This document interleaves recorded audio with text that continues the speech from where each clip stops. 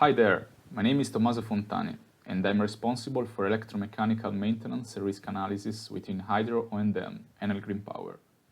I've been invited with great pleasure to speak this year at the second Hydropower Plant Modernization and Optimization Conference, year 2021, to speak about the digitalization in the hydropower sector. The hydro energy plays a key role in the energy transition, and the digitalization has become paramount for plant maintenance optimization and cost-efficient operations. Whether you are involved in the maintenance of hydroelectric plants or simply interested in the new digital tools for predictive maintenance, there are many interesting topics to be addressed together.